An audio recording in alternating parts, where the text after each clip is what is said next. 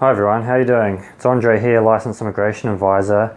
In this video I'm going to try and answer the question, is the skilled migrant residence visa, is it dead or is it alive?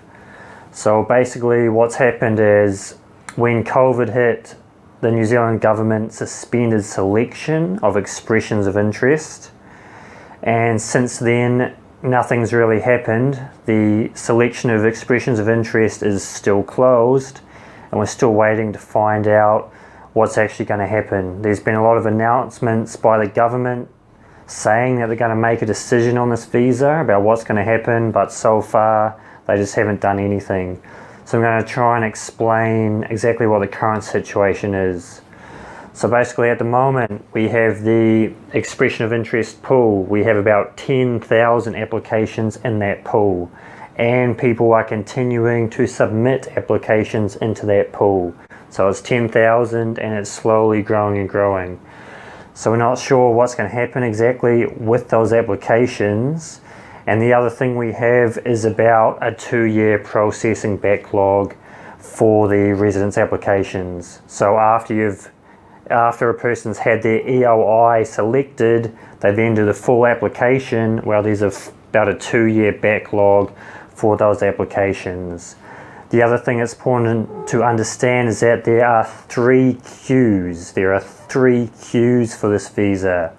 There is the priority queue, the non-priority queue, and the offshore queue. So for the priority queue, it's not too bad. For the non-priority queue, it's huge. And for the offshore queue, it's not too bad.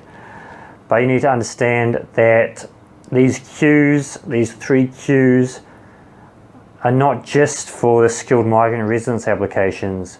They are also for residence from work applications. So there's 2 main pathways in New Zealand to get residence.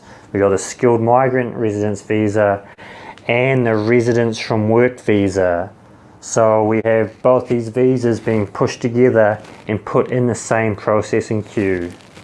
So even though the expressions of interest are suspended and people can't use that visa now, the queue can still be added to because we have all these residence from work applications being stacked into the queue. So yeah, it's not looking so good. The other factor is that near the end of 2019, the government changed the rules for the residence from work applications. So to get on that visa, to get on a work to residence visa, you needed to get paid $55,000 per year, so a $55,000 salary. They then put that salary requirement up to almost $80,000 a year. This was near the end of 2019, so at that time all these people applied for a work to residence visa. Very soon their 2-year working period will be up and they'll then be able to apply for residence from work. So what that means is we'll probably get a massive shitload of applications being added to the residence queue, which includes the skilled migrant residence visas and the residence from work visas. So not really sure what's going to happen. The other thing I'll explain is the priority criteria for the skilled migrant category. So as I said, there's 3 queues. To get in the priority queue, you need to be paid 2 times the median wage, which is currently $51 per hour, or you need to be working a job where you are required by law to have occupational registration. For example, electricians, school teachers, doctors, nurses, they are some of the examples of people that can get in the priority queue. If you can't get in the priority queue, you'll just get dumped into either the non-priority queue if you're onshore, or you'll be dumped into the offshore queue if you're offshore, and that offshore queue is not being processed because of COVID.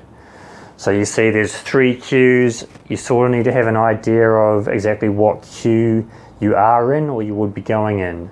There might be possible changes to the selection for the expression of interest. There's a lot of rumours that maybe the points will go up, maybe the English language ability will go up. We don't know exactly what's going to happen.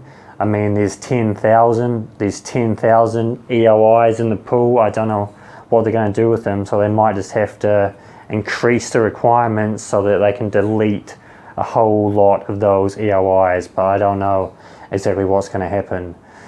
So hopefully within the next 6 months the government will make some sort of announcement exactly what's going to happen with this visa, because it's a real mess at the current time, but we'll need to see what's going to happen in the future.